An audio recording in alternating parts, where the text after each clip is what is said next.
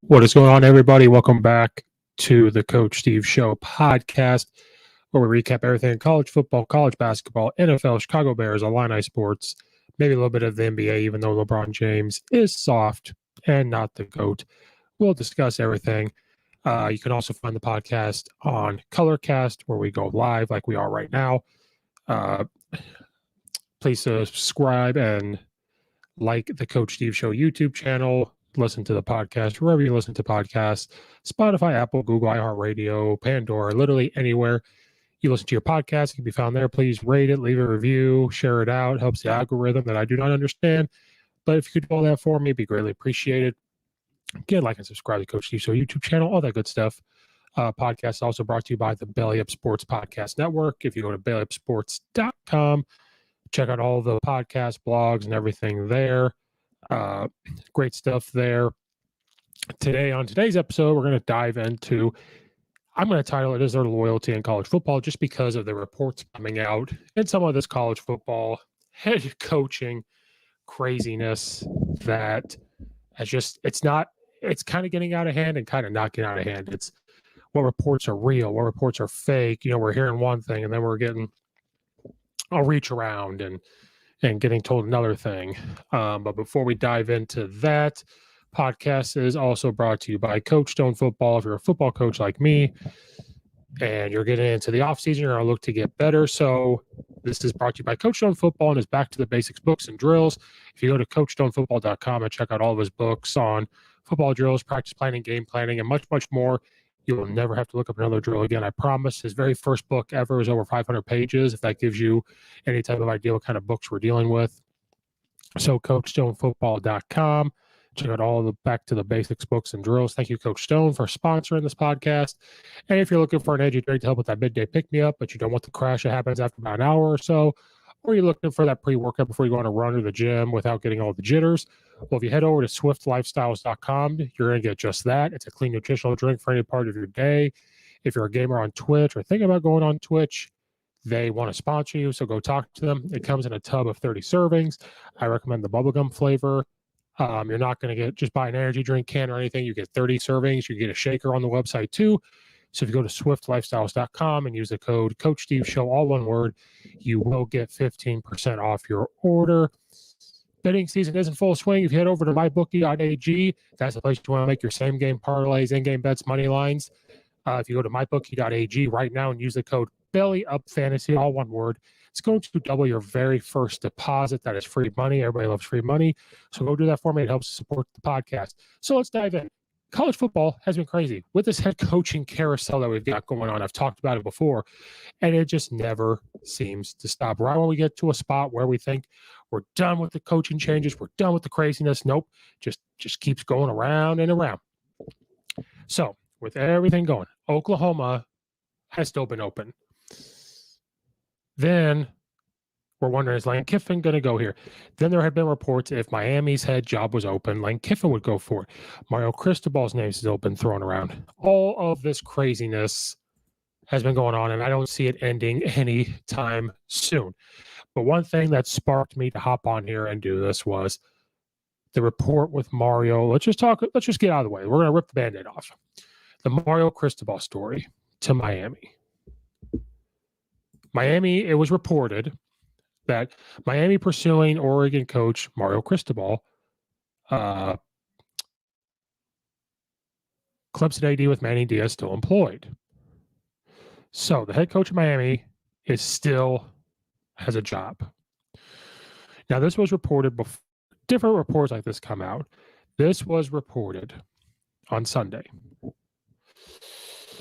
So where I have a problem with this is then it's reported, well, Miami's head coach still has a job.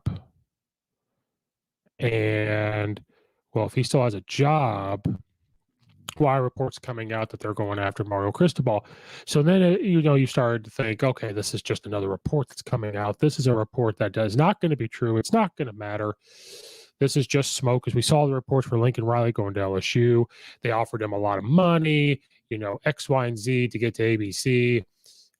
Reports said, if Miami fired him, Lane Kiffin was going to go. Well, Lane Kiffin, we'll talk about, he has signed an extension at Ole Miss, so that kind of took that away. But reports come out saying, well, they're going to go after Mario Cristobal. He's in. But here's the problem. Then a report came out. Well, if Mario Cristobal and Miami can figure it out, they'll hire him and fire Manny Diaz, or the coach of Miami. Right here, the University of Miami is pursuing Oregon coach Mario Cristobal as its next head coach, with offerings clearing $8 million annually, according to multiple reports, despite still having a sitting head coach and no athletic director. However, these discussions are happening while sitting Miami coach Manny Diaz still has a job. Diaz has been out on the recruiting trail for most of the weekend, but Jackson reports Diaz still did not get on a planned flight to visit a West Coast recruit as he awaits resolution. Making matters more confounding, Cristobal is scheduled to join an Alamo Bowl media call for the Ducks at 5 p.m. Eastern Time on Sunday. However, Alamo Bowl officials are still disallowing media questions to shield Cristobal, instead opting for a Bowl official to ask pre-screened questions. Reading off of this is all off of CBS. To submit its pitch to Cristobal, Canzano reports that Miami is targeting Clemson athletic director Dan Radakovich. However, CBS Sports' Dennis Dodd reports that no decision has been made. Started his athletic administration career by getting an MBA from Miami, but is still best known for transforming Clemson into a national powerhouse after taking the job in 2012. Then it gets a little bit better. Oregon is not going down without a fight. However, Canzano reports the university has put together a monster contract extension describes as Brian Kelly Lincoln Riley dollars. While Riley's contract at USC is not public, Kelly deal at LSU will pay him more than $100 million over 10 years if he lasts through the contract. An announcement on Cristobal's decision is expected by Tuesday. Following number 10 Oregon's 38-10 loss to number 17 Utah in the Pac-12 championship game on Friday, Cristobal denied that he had any discussion with Miami and hinted that Oregon was working on a new contract for him. When you say someone's offer, I have not talked to anyone, Cristobal said. Let's not create narratives as we sit in this press conference. Oregon is working on some stuff for me, and that's what I have right now. However, Cristobal was non-committal on his future with the Ducks. I don't know what to tell you, Cristobal said. If I had any plans,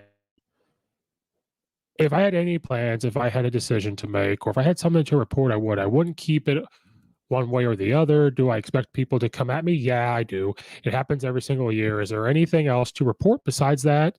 There is nothing else to report besides that. If there is, when there ever is, if there ever is, I will make sure to get out there as quickly as I can. Cristobal was born in Miami, played for the Hurricanes, and was previously the head coach at FIU, which is located in Miami. Cristobal, the first coach in FBS football, is intently associated with one city as any college coach in college football. However, even if his alma mater opts to move on from a current coach, Manny Diaz, in the coming days, it could have a hard time learning Cristobal from his perch atop the Pac-12. In 4 seasons as a coach of the Ducks, Cristobal has a 35-13 record, including 2 consecutive Pac-12 championships. This is from CBS.com, and it's even longer. So this is from CBS.com, written by Shannon, I'm not even going to say his last name. Excuse me.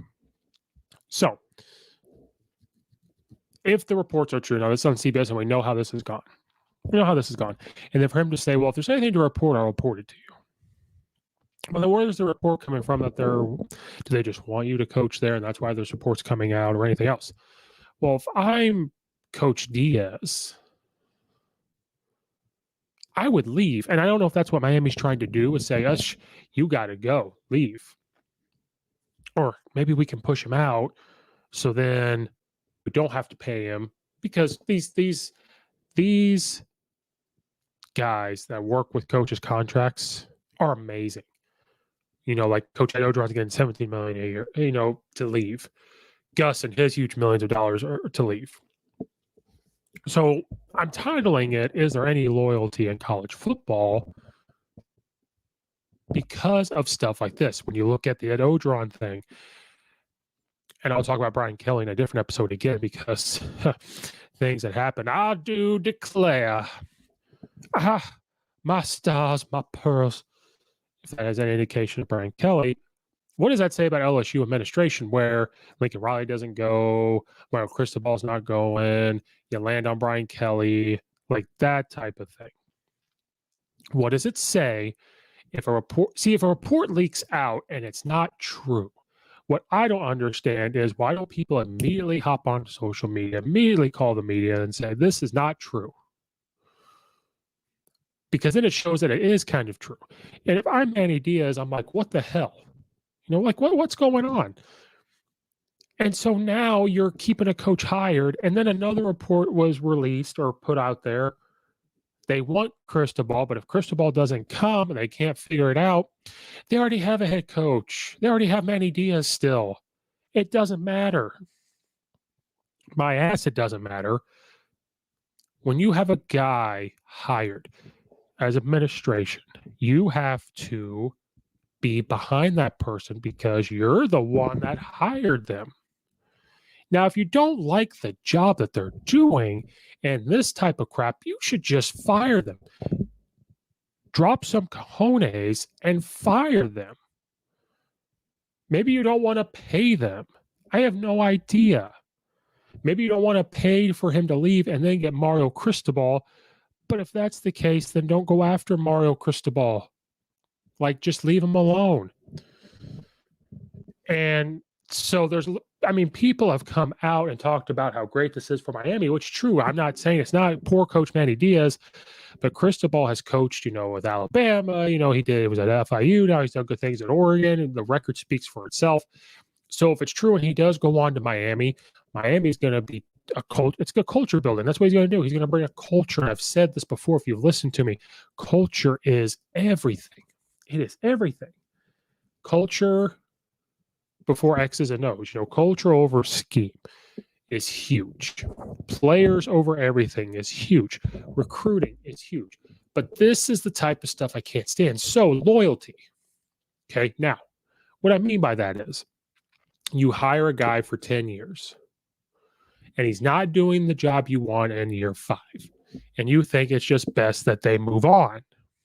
Well, then, yeah, you get rid of them.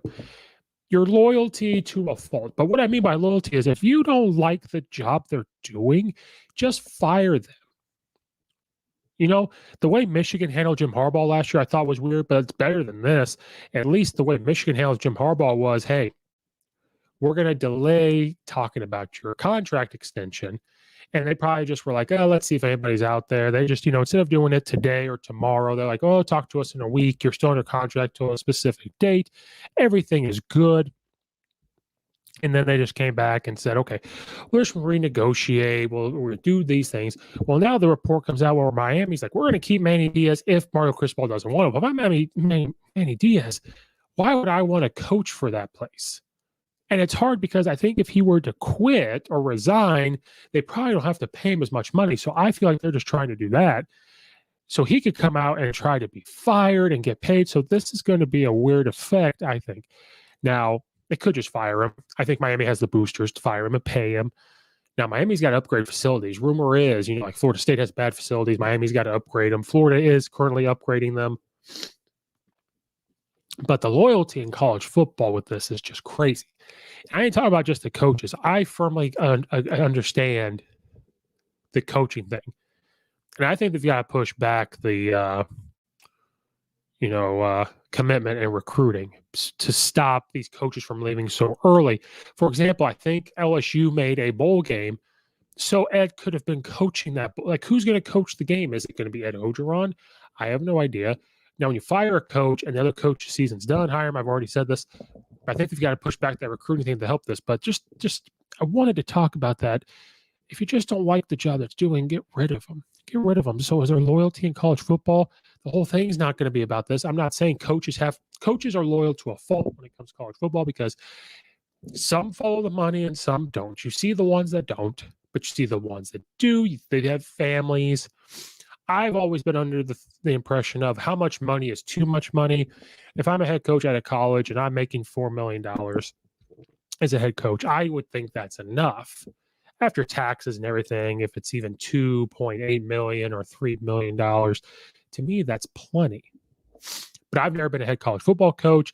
You always say, you got to be paid what you're worth. And I know that's what they go off of. So like Nick Saban, look at all the money that he brings to Alabama. So he probably firmly believes, well, I've brought you hundreds of millions of dollars this year or whatever it is. I deserve this amount. I put this much time in to bring you this. I've done so much for the school, that type of thing. So loyalty is there to a fault, and I get it. But this type of situation, and it's not even the coaches.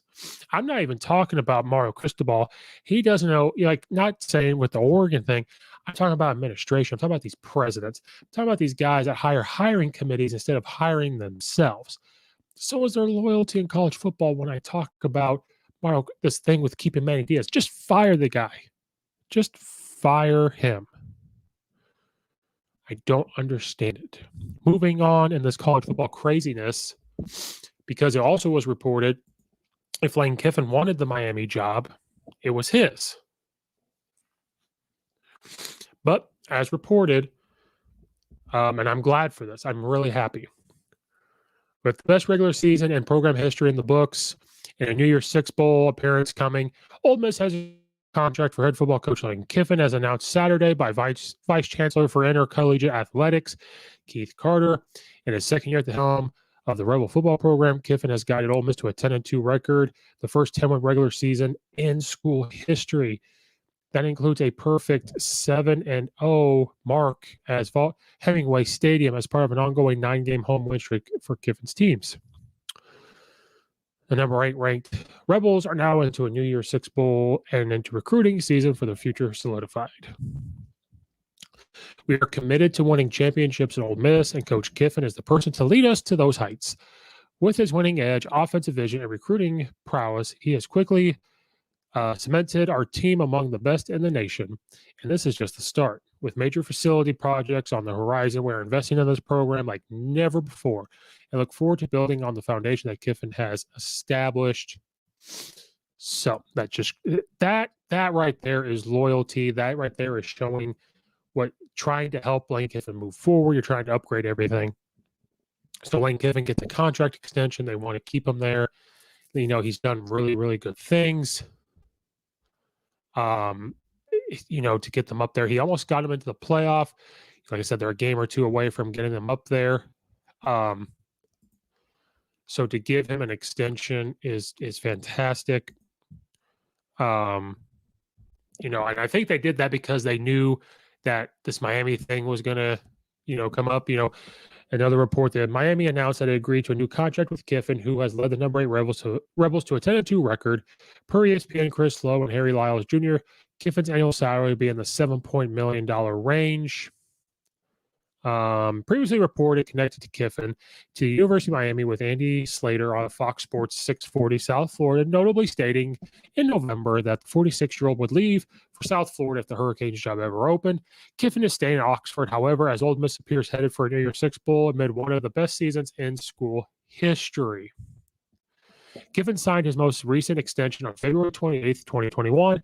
That contract gave Kiffin a base salary of $4.5 million for 2021, plus a $500,000 retention bonus for staying in Oxford through December 31st. Those values increased by $250,000 each year, counting the retention bonus, accumulating a contract worth $5.75 million in 2024. So this has increased. That was, so the info of that will come out a lot later, but Lane Kiffin signs an extension, so he is staying in Ole Miss, which is great for Ole Miss. It's scary for the SEC. It's scary for Nick Saban. It's scary for Georgia, because if he gets recruiting, the defense picks up, the offense picks up, it continues to move what it's doing. That is crazy, but that there's those reports going away from Miami. So I don't know if this is a ploy. I don't think Mario Cristobal did this, but here's what may happen with that part when you see things like this. It's reported that Lane Kiffin might go to Miami, so Ole Miss is like, man, we went 10-2. We might go 11-2. We were a couple dominoes falling away from making it to the playoffs. Playoffs? When you talk about playoffs, they were close. They were real close. So here's what I'm thinking. Oregon's talking to him like, man, we don't want to lose him to Miami. We don't want him to go to Miami. So they're going to come up with a big contract. And now it's going to be in Cristobal's court, if it's true, and say, do I want to go to Miami? Do I want to do this? Do I want to do that? Who knows? But that's great for Lane Kiffin. And then other reporting in this coaching carousel world. Oklahoma. Now here's another report. It's similar report with different people have reported this on CBS from the same reporter. Shannon Jariah, I can't say your last name. I apologize. Oklahoma targeting Brent Venables as coach. Clemson DC emerges as front runner to replace Lincoln Riley. Venables has built a reputation as one of the top defensive minds in college football. Brent Venables has emerged as the leading candidate to become the next Oklahoma football coach. Sources confirmed to CBS Sports' Dennis Dodd. Venables, a former Sooners assistant, will return to Norman after 10 years as Clemson defensive coordinator, including 4 as associate head coach under Dabo Swinney. Venables is targeting Ole Miss offensive coordinator Jeff Lebby to oversee the offense, according to multiple reports. If hired, Oklahoma Venables will replace Lincoln Riley, who became the first Sooners coach to leave for another college opportunity since 1946 when he accepted the same job at USC. That's crazy. Venables spent 13 years as defensive coordinator and associate head coach at Oklahoma under legendary coach Bob Stoops. He served as co-defensive coordinator in 2000 national championship team as his defense suffocated Florida State for the tune of 13-2 for Oklahoma's most recent title. Clemson has become a defensive juggernaut under Venables' leadership. The Tigers rank number 9 in total defense, number 2 in scoring defense, and have remained ruthless, consistent despite major injuries during a 9-3 campaign. Venables set 8 defensive players to the first round of the NFL draft at Clemson, with cornerback Andrew Booth projecting to join them this year. Venables has repeatedly been mentioned for head coaching jobs in the past, most notably when Bill Snyder retired from his alma mater, Kansas State. Venables, however, has deep ties to Oklahoma and the Stoops family. That makes this particular opportunity different. The 50-year-old Venables would be the 4th consecutive Oklahoma head coach hired without any head coaching experience. Still, the Sooners have received 14 conference championships, 5 top 10 finishes, and a national championship over that period. Venables would take over a Sooners program that has finished top 10 in the past 6 years, including a 10-2 season in 2021. So Brent Venables has been thrown around for Oklahoma job. Reports come out. Same thing as the Cristobal thing, so who knows? But this makes total sense. His name was thrown out right when it opened up. People forget he was the defensive coordinator for Oklahoma for a long time. You know, he was on the staff for the 2000 championship team. For a lot of people, if they don't remember, go back and watch when Sam Bradford was the quarterback at Oklahoma and they went to the championship game to play Tim Tebow in Florida, who was the defensive coordinator, Brent Venables, before he went off to Clemson. So I think this would be a great hire because you're about to embark into the SEC here soon. And so you're going to bring this great defensive mind and a guy who has seen what Bob Stoops could do with Oklahoma and could see what Dabo Swinney has done. There's a reason why he stayed at Clemson. There's a reason. And every time a head coaching job opened up, it was his name. He was just waiting for the right opportunity. Maybe he just felt right. So now maybe he feels like he's learned enough under Dabo Swinney. He's ready to go on to Oklahoma. This is great to bring a defense like that because right now you're going to play in the Big 12 next year probably unless something great changes. So you're going to bring a defensive switch, kind of like Oklahoma State that could play defense and score. That's probably what we're going to see Oklahoma if they hire him. And he's done a lot for Clemson. You know, you've got to go get yours. You know, he was a guy I never thought would take a head job because of how great he was at Clemson, how long he stayed there. So now, if it's reported right, he's going to be the next head coach at Oklahoma, which is great, especially when you get to the SEC and you need a defense. So what are they going to get out of a guy like that? Well, he knows how Oklahoma works. He knows how to recruit to Oklahoma from coaching there.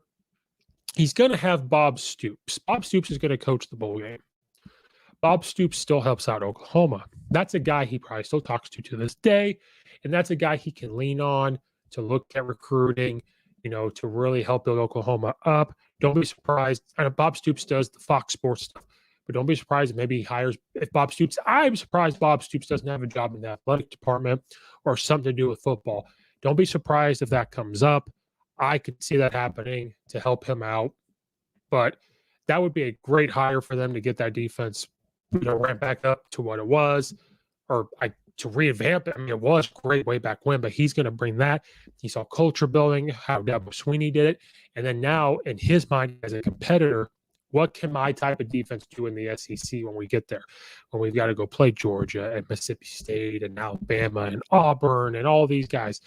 What can it do? I think it's going to do great, but we got to wait and see. It's going to be great. It's going to be fun to see if he gets hired.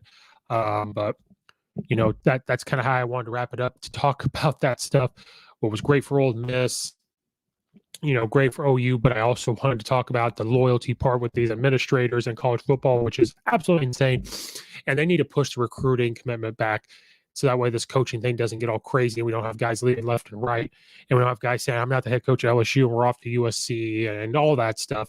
And it's craziness. I'm very upset with the Manny Diaz thing in Miami. That is not classy. And if I'm a guy, do I really want to go work there? Now, when they get an athletic director there, that could change. But the way Miami and that's right now, if I'm a guy looking for a head job, I don't want to go there, because what if they treat me that way? That's why I'm surprised some of, Brian Kelly even went to LSU and everything else. We'll talk about that later. But okay, that's going to wrap up this episode of the Coach Steve Show podcast. Thank you all for listening. Again, check out the podcast on Belly Up and Colorcast. Colorcast is a commentary sports app only for Apple. Go check it out there, where you can commentate sports, hot takes, live podcasts like I'm doing now, where it's live, people can interact. It's fun stuff. Go like and subscribe, all that good stuff. And like Mario Cristobal, we are out of here.